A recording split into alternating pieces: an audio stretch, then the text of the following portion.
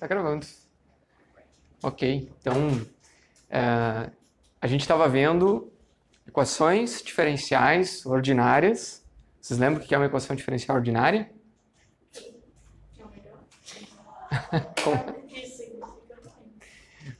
Equação diferencial é porque tem derivadas da função e a própria função. Ordinárias, porque é a derivada de uma única variável, né? Poderia ser derivadas parciais, aí seria a equação diferencial parcial.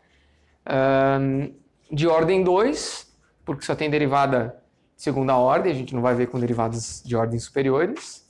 Lineares, porque não tem nenhum termo ao quadrado nas derivadas. Nossa, é muito específico, né? Homogêneas, a gente viu, porque era igual a zero, não tinha uma constante no final. E os coeficientes eram constantes. Além de tudo, os coeficientes constantes. Então, é um caso bem específico de equações diferenciais ordinárias, de EDOs, mas mesmo assim, a gente conseguiu achar uma possibilidade de solução para esse caso específico. Até a aula passada, então, a gente viu que, dada a equação diferencial dessa forma, a gente resolve a partir do método de encontrar uma equação auxiliar. Essa equação auxiliar é uma equação de segundo grau que vai dar duas soluções, né? E essas duas soluções, na verdade, as duas soluções da equação auxiliar vão implicar no expoente das soluções particulares. Lembram disso na última aula? Então é o R1 e o R2 que vão lá no E na R1x e o E na R2x, né? Aí tem os casos de soluções iguais e reais, soluções diferentes e reais e soluções diferentes e complexas. Então todas as duas aulas anteriores foram em função disso. Agora a gente vai falar das equações homogêneas, ou seja, quando ela não é igual a zero no final. Mas antes de ver as equações homogêneas, que também tem vários métodos de soluções, a gente vai ver alguns deles, provavelmente a gente termina na próxima aula, a gente vai ver os problemas de valor inicial. O que significa problemas de valor inicial? É que a gente tem a equação diferencial, mas a gente tem pelo menos duas informações sobre a função em um certo ponto e a derivada da função em um certo ponto. Como, por exemplo, se a gente tivesse um problema de aceleração e aí a gente tivesse informação do instante inicial, como o lançamento de projéteis. A gente tem a velocidade inicial e a posição inicial, certo? Então, é como se a gente tivesse uma informação para a função no instante t igual a zero, né? Ou num instante x qualquer, que a gente vai chamar de x0, ele é igual ao y0. Então tem uma informação sobre essa função que é a solução. Lembram que ele é C1 vezes uma solução particular, mais C2 vezes outra solução particular. A ideia aqui é a gente determinar aquele C1 e o C2, certo? E a gente vai determinar se a gente tiver essas informações aqui, ó. Por exemplo, a função num certo ponto tem um certo valor. A derivada da função nesse ponto, né, tem outro valor dado. Então, com essas duas informações, a gente determina o C1 e o C2. Está bem arbitrário, né, bem generalista o que eu falei, mas vamos ver um exemplo que daí vai ficar mais claro o que eu quero dizer. Então, por exemplo, essa equação aqui, ó.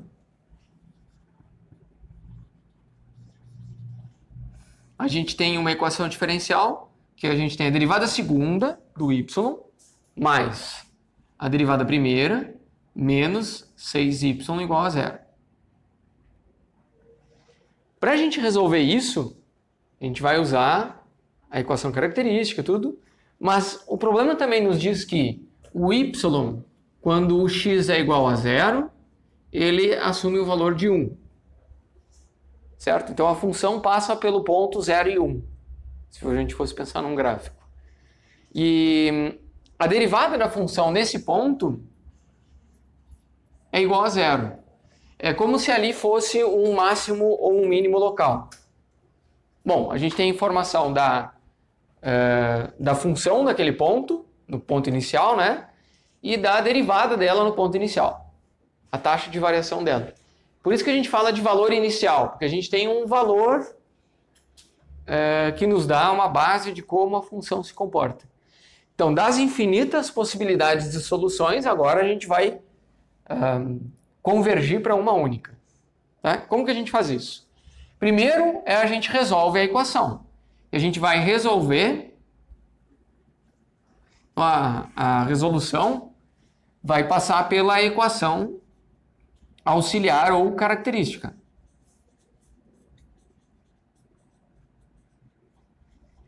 Vocês lembram como é que é a equação característica? Nesse caso, então, como é que é? R quadrado mais R menos 6 igual a zero. Então, são os coeficientes aqui que nos dão a equação característica. E aí a gente vai resolver essa equação característica pelo método que vocês preferirem, né? Vou utilizar o Bhaskara aqui. R vai ser igual a menos B, ou seja, menos 1, mais ou menos raiz de B ao quadrado, que é 1, menos 4 vezes A vezes C, que é menos 6. Dividido por 2A, que é 2 vezes 1. Então aqui dentro a gente tem 4 vezes 6 é 24. Menos com menos dá mais. Então a gente tem mais 24 mais 1. Fica 25. Acho que a gente resolveu isso daqui antes, né? Enfim, então a gente tem raiz de 25 aqui. Então o nosso R... O R1 vai ser... Aqui vai ser 5, né? Então a gente tem menos 1, menos 5. Fica menos 6, sobre 2 fica menos 3. E o R2... Vou usar o mais, então menos 1 mais 5 fica 4, dividido por 2 fica 2. Então a gente tem os dois R's. Dois R's reais e diferentes. Então nesse caso, a solução geral, né? Ó, duas soluções reais e distintas. Então, a solução geral vai ser uma constante 1 vezes e na menos 3x, mais uma constante 2 vezes e na 2x. Né? Então, até essa parte é o que a gente já estava fazendo. Vamos ver que é razoavelmente simples resolver uma equação diferencial dessas. Né? Agora, a gente tem a seguinte informação. A gente tem as informações iniciais, problemas de valor inicial, ou informações de contorno do problema.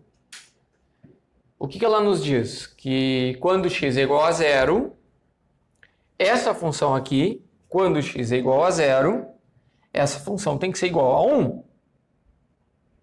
Então a gente vai ter que aplicar zero no lugar do x, que parece um t, mas é um x, e igualar a 1. Mas a gente também tem a informação da derivada dela. Que a derivada dela, quando x for igual a zero, essa derivada vai dar zero. Então, a gente já tem a função, a gente vai fazer a derivada dela. E a derivada dela vai ser menos 3c1 e na menos 3x, certo? Só desce coeficiente ali, derivada do expoente. E aqui mais 2c2 e na 2x. Ok? Agora a gente pode aplicar no ponto. Então eu vou fazer aqui, ó. Vamos aplicar.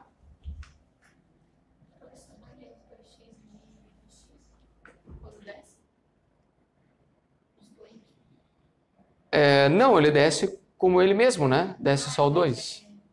Que ele é positivo. Esse aqui desceu menos 3, né? Ok? Então, ó, aplicando agora nas condições dadas no problema, né? Condições de contorno do problema.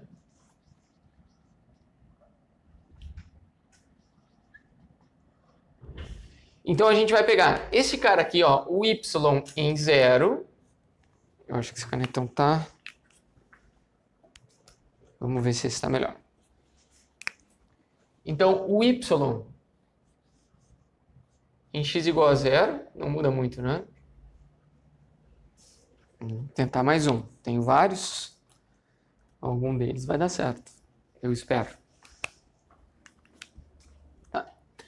Então, olha só. A gente tem que o y em x igual a 0. Então, a gente tem C1 e na 0, né? Porque o x é igual a 0. Então, menos 3 vezes 0. Então, a gente tem um e na 0. E aí, mais C2 e na 0. Né? Aplicamos no ponto. E aí, a gente tem que... Isso daqui é igual a 1. Então, daqui a gente tem que C1 mais C2 é igual a 1. Porque qualquer número elevado a 0 é 1, né? Então, aqui a gente tem 1, ou seja, a gente tem C1 aqui. Aqui a gente tem C2. C1 mais C2 igual a 1. Então, a gente tem uma relação entre C1 e C2. Ok? Daí a gente vai aplicar na segunda condição. A segunda condição diz que o y', quando x é igual a 0, então a gente vai pôr x igual a 0, né? Onde tem x a gente vai pôr 0. Então a gente fica com menos 3c1 e na 0, mais 2c2 e na 0. E isso aqui é igual a 0, que o problema nos deu, certo? Então a gente põe aqui igual a 0. Se o problema desse outros valores, a gente aplicaria em outros pontos, ok? Esse problema, no caso, foi feito de maneira bem simples para simplificar, né? Se a gente tivesse y em x igual a 3, igual a 8, complicaria um pouco mais, mas mesmo assim a gente resolve, porque a gente vai ficar com um sistema de duas equações. Ó. A gente vai ficar com menos 3c1 mais 2c2 igual a 0. Então, olha só, a gente tem uma equação e outra equação, que eu vou chamar de equação 1, aqui de equação 2. E o que a gente precisa resolver é c1 mais c2 igual a 1 e menos 3c1 mais 2c2 igual a 0. Certo? Então, olha só, esse de baixo aqui, ele já tem o igual a 0. Então, daqui a gente pode tirar assim, ó, 2c2 igual a 3c1, né? Então, o c2 é igual a 3 meios de c1, certo? E desse outro aqui, a gente tem que o C1 mais o C2, que é 3 meios de C1, é igual a 1. Ok? Então aqui, como é que a gente tem? Aqui eu posso colocar um 2 meios, né? Para tirar o mínimo. Então fica 5 meios de C1 igual a 1, né? Então, 5 meios de C1 igual a 1. Então, o C1 é igual a 2 quintos.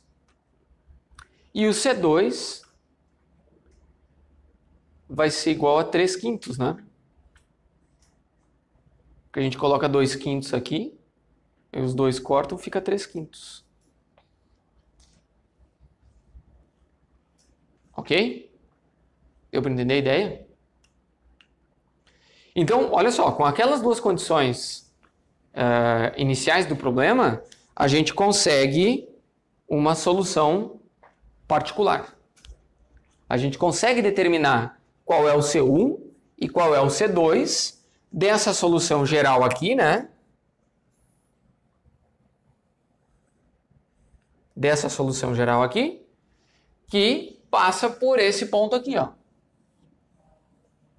E aqui tem algo importante, porque notem que a gente tem duas constantes, então a gente precisa de duas condições, certo? Porque se a gente tivesse a gente tendo duas constantes e ter só uma condição, ainda são infinitas soluções. Né? Então, no final, a solução particular do problema, solução geral, solução particular, né?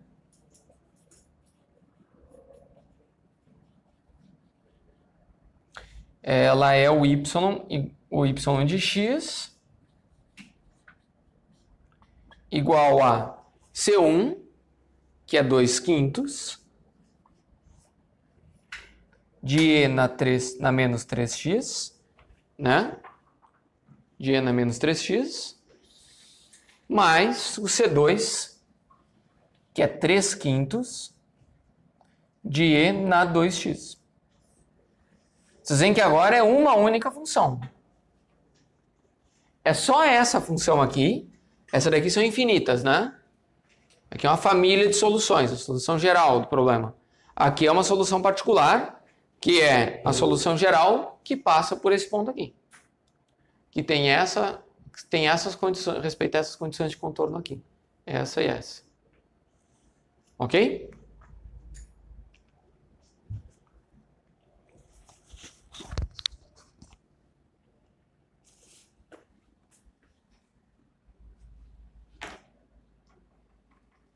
Deu para entender a ideia de como é que a gente trabalha com valores iniciais? Mais ou menos? Vamos ver, tem mais problemas aqui para a gente...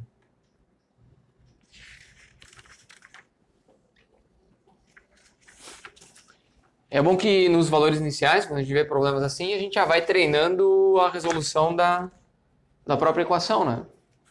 A resolução da equação é uma parte do problema.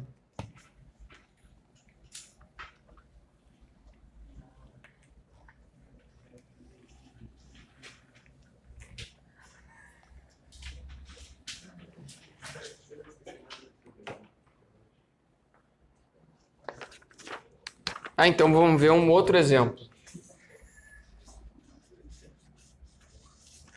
Eu devia ter pegado outro canetão.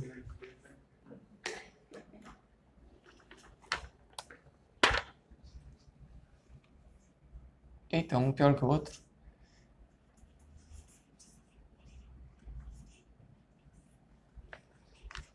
É ruim que isso aqui não aparece na gravação, né? Vamos lá. Exemplo 2. Menos pior.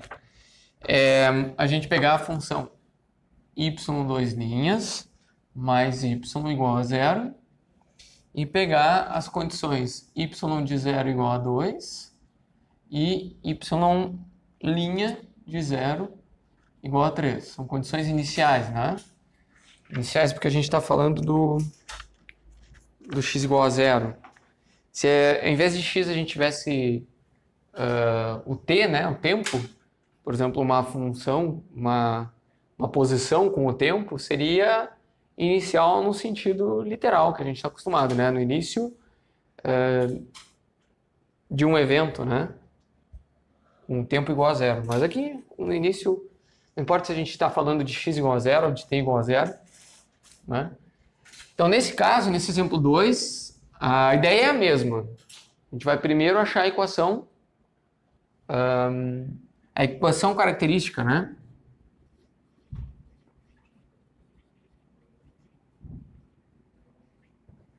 E como é que é essa equação característica? R quadrado mais 1 igual a 0. Mais 1 igual a 0. Isso aqui nos dá, então, r quadrado igual a menos 1. Ou seja, o r é igual a mais ou menos raiz de 1, né?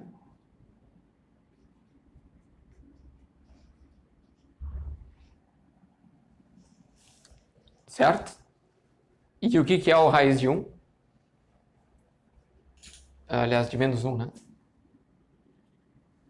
A raiz de menos 1 é o número complexo, né? O i. Então a gente tem mais ou menos i. Então a gente tem um R1 que é igual a mais i. E a gente tem um R2 que é igual a menos i. Vocês lembram que nesse caso, a gente tem que pegar qual é a parte real, o alfa, lembram? Então a gente quer soluções do tipo R igual a alfa mais ou menos I beta, né? É isso, né? Então, quem que é o alfa nesses caras aqui? Menos B sobre 2A. A gente poderia ir direto lá, né? Então, ó, nesse caso, a gente poderia ver assim, ó. Mais ou menos I. Não é? Quem que é o alfa? Só por comparação, né? E quem que é o beta? Ok? Mas dá para fazer o que foi feito na outra aula. Era mais ou menos 2i, não é? Eu não lembro agora. B sobre 2a. Menos B sobre 2A e daí a raiz do discriminante sobre 2A também. Como é que era o alfa? Só pra gente anotar aqui? Menos B Menos B sobre 2A. sobre 2a. Que no caso o B é 0, né? Então o alfa dá 0.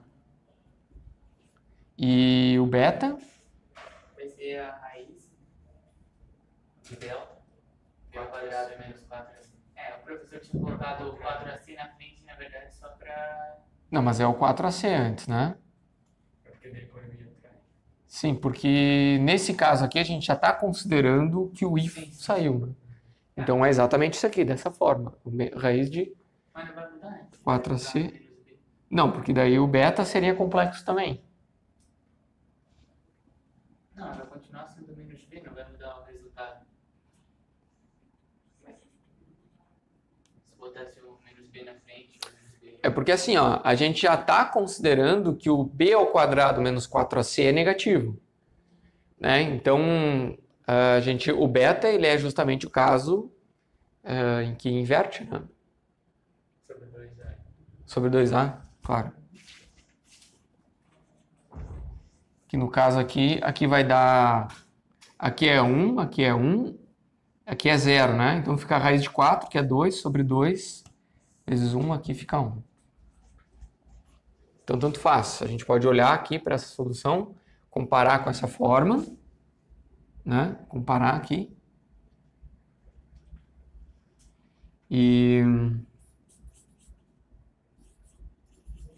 Ou a gente pode usar aquelas expressões que a gente obteve no outra aula.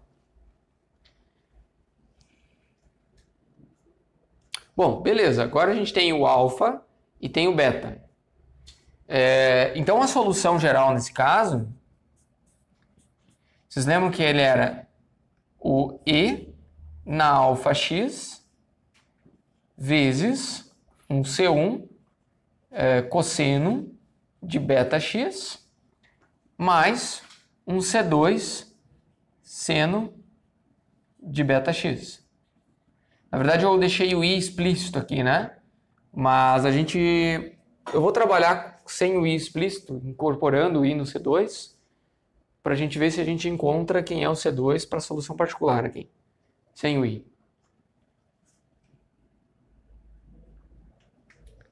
Tipo, a gente pode fazer isso. Vamos ver então que o alfa é 0, então isso aqui fica 1, né?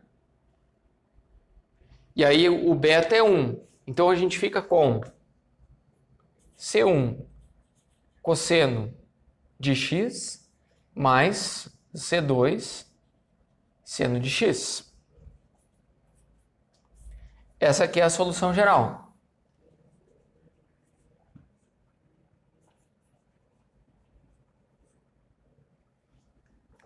C1 e C2. Ok?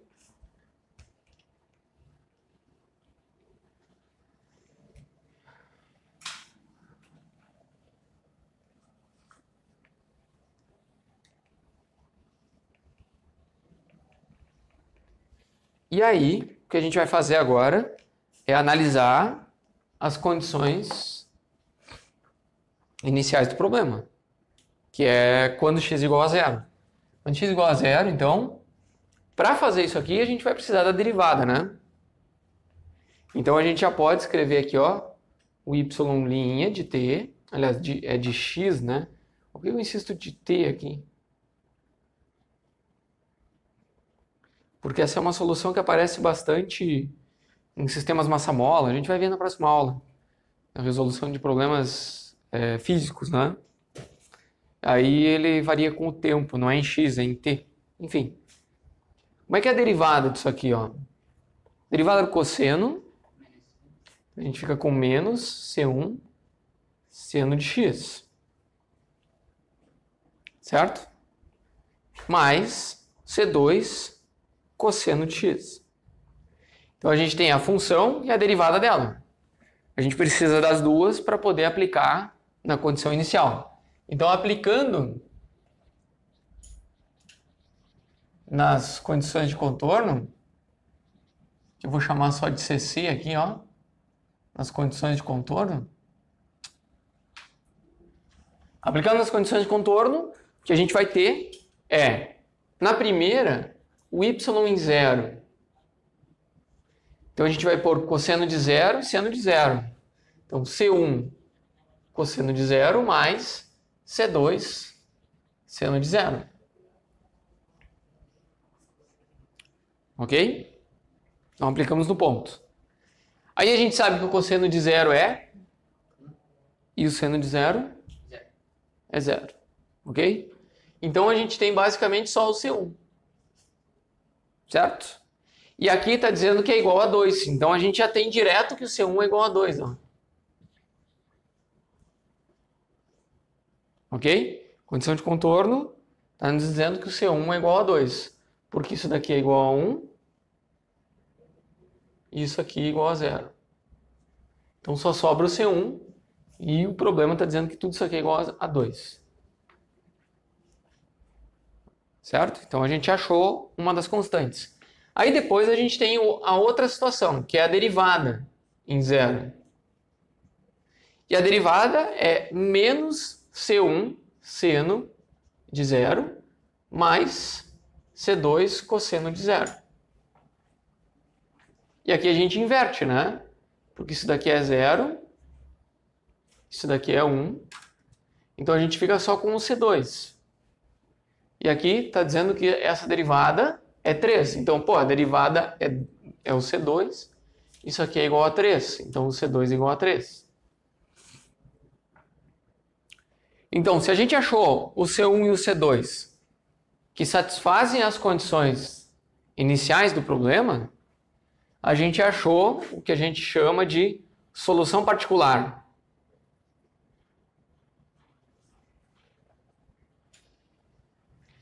Essa solução particular, então, é o y de x. Ó, acertei. Já ia escrever y de t de novo. Que é esse cara aqui, né? Só que no lugar do C1, a gente vai colocar 2. Então, a gente tem 2 cosseno de x mais 3 seno de x. Então, essa é a solução que satisfaz essa equação diferencial e que passa por essas condições de contorno. Então, olha só, imagine que a gente tenha deixado o i explícito aqui, ó. Certo? O i é um número, é raiz de menos 1. Na derivada, ele ia ficar aqui, ele não ia mudar, né? Ele ia só ser carregado junto. Aí a gente ia ter aqui um i, né? E aqui a gente ia ter um i, né? Não ia mudar nada. Você viu, ó? Porque a gente tem que o C2 vezes i é igual a 3. Entendeu? Então, na prática, a gente não precisa deixar o i explícito. Então, quando na aula passada eu falei que eu preferia deixar explícito, eu admito que eu tinha esquecido que na prática, quando a gente for aplicar nas condições, ele se incorpora no C2. Né? Então, não precisa ficar explícito aqui, porque... No livro ele também não deixa o i. Não, no livro ele não deixa, né? Só que na hora que eu estava explicando na aula passada, eu acabei dizendo, não, eu acho que é melhor deixar explícito, E na prática não faz diferença. Tá aqui o exemplo de que eu poderia ter seguido a orientação do livro, dito, não, podia ter adiantado, né?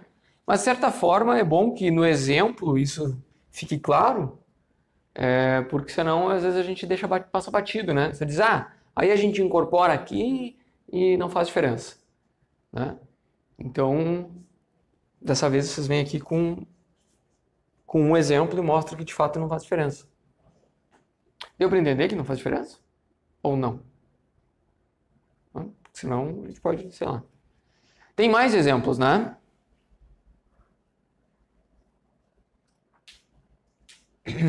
Eu tenho mais um aqui. Daí a gente pode encerrar essa parte dos problemas de valor inicial. Ok? Que horas são? 7h10. A gente vai até as 8h10. 8h10. Temos uma hora ainda, né? Tranquilo.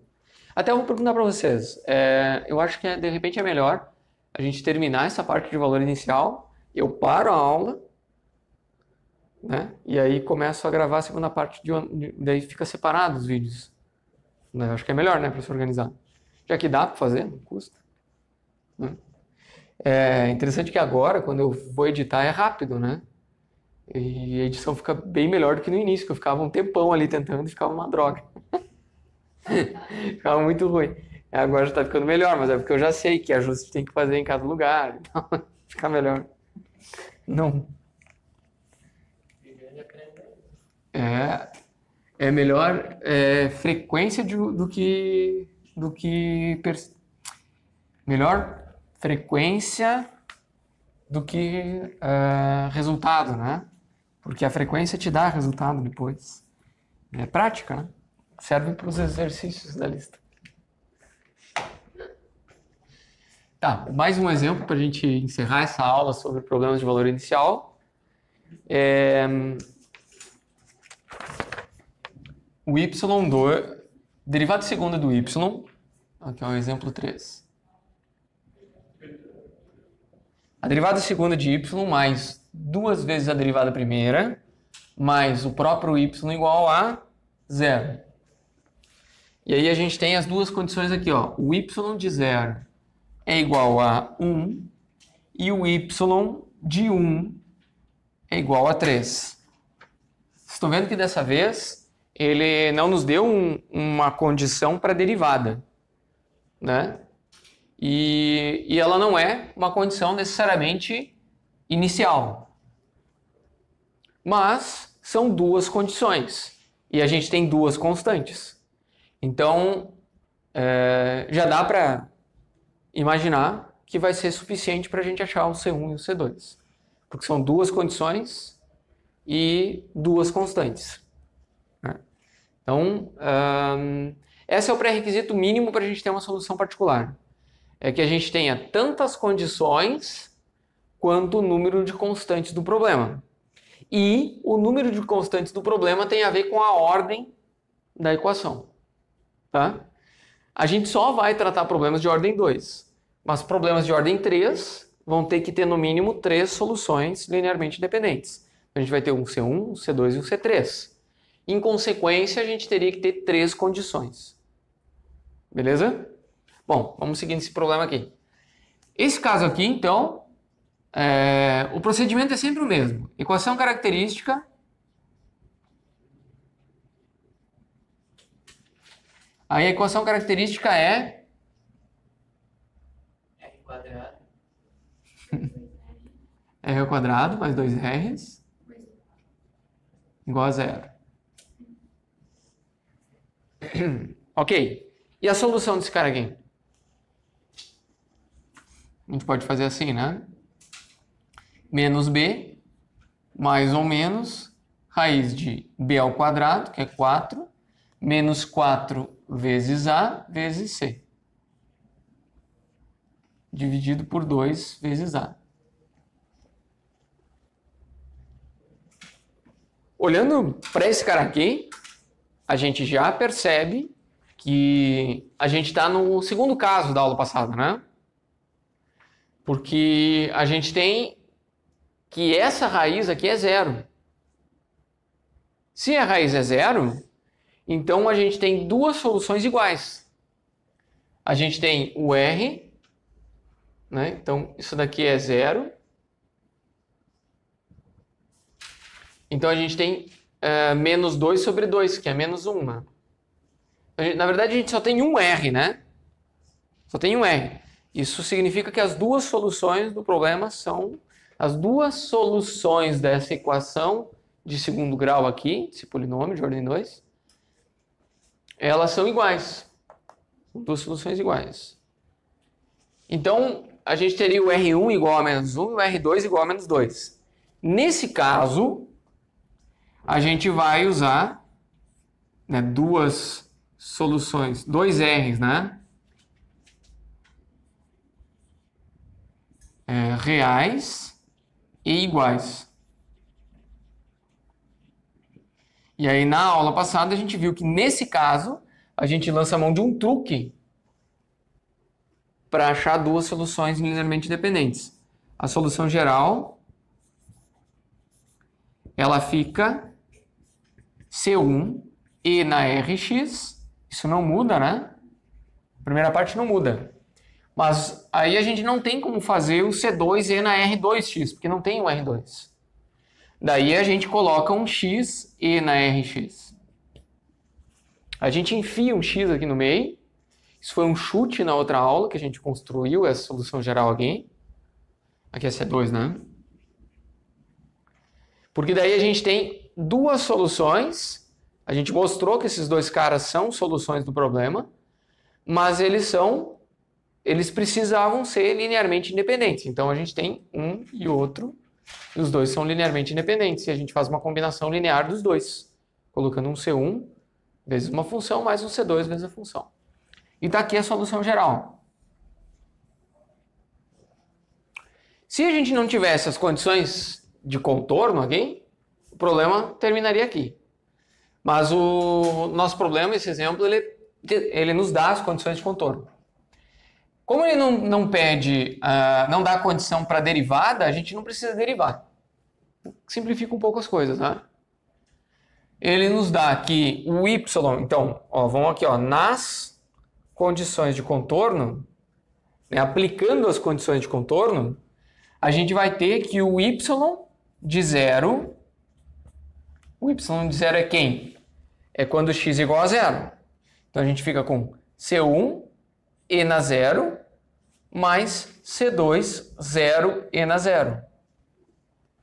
Certo? Tudo onde tem x, a gente colocou 0. Esse segundo termo aqui é 0, desaparece. Então a gente não tem informações sobre o C2. Mas a gente tem informação sobre o C1, porque diz que isso aqui é igual a 1. Né? Isso aqui é 1, isso aqui é 0.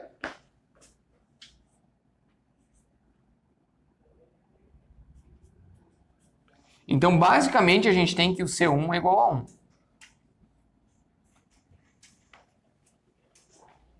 Certo? A gente precisa achar o C2 ainda. Então, a gente vai aplicar na outra condição, que diz que o y em 1 é igual a 3. Mas quem que é o y em 1? A gente tem o C1, ou até já posso colocar o C1 igual a 1 aqui, ó. Porque a gente já sabe, né? Se a gente não soubesse, aí eu deixaria o C1 explícito. Mas eu já sei que o C1 é igual a 1. No outro problema, até eu poderia ter posto aqui, aqui igual a 2. Agora ele multiplicou por 0, não fez diferença, né? Aqui então a gente tem 1 vezes 1, né? Não, é 1. Aliás, desculpa. É o C1 vezes E na Rx. Quem que é o x? É 1, né? Então a gente tem E na R vezes 1.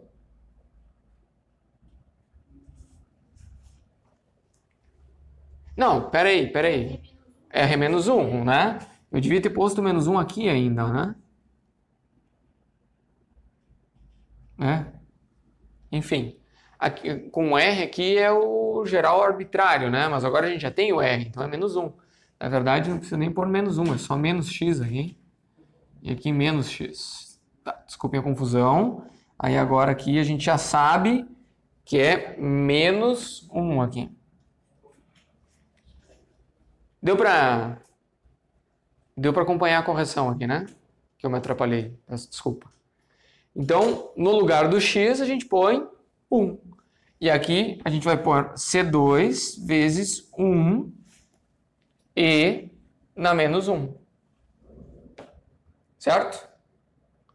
E isso tudo aqui é igual a 3.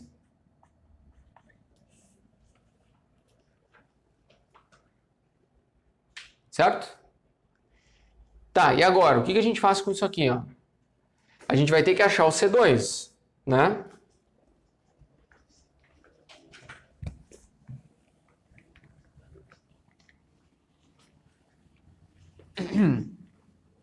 Vamos ver quem é o C2. Né? Então a gente tem que e na menos 1 mais C2 e na menos 1 é igual a 3.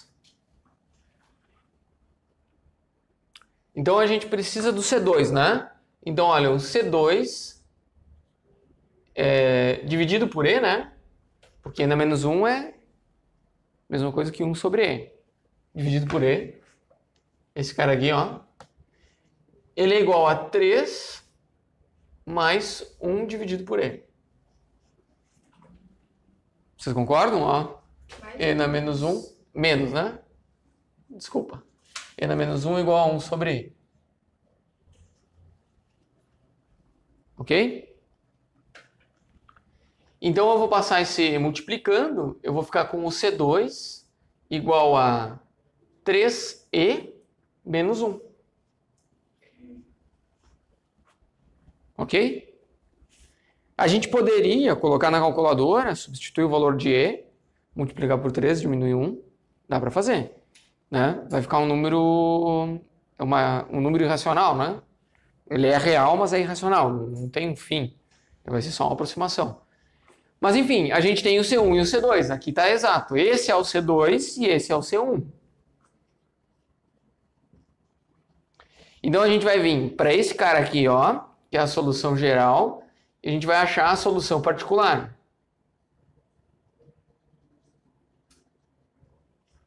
Que vai ser y de x igual a C1, que é o próprio E na menos x.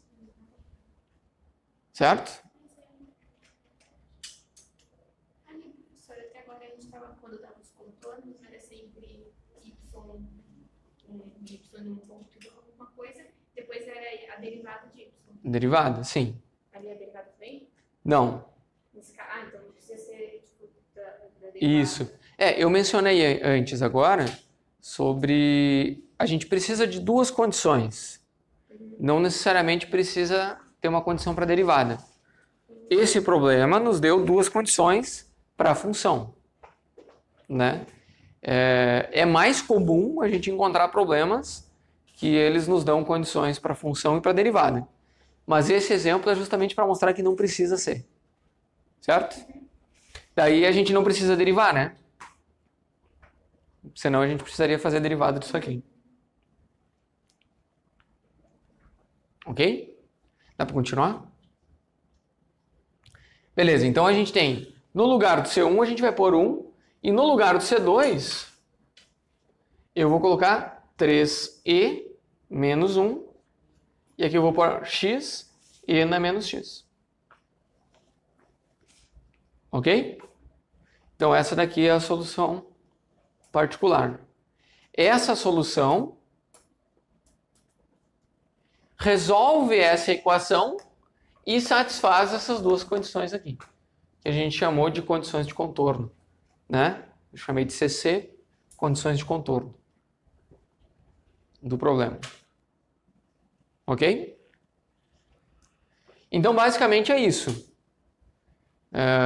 A dúvida da colega é válida, destacar, né?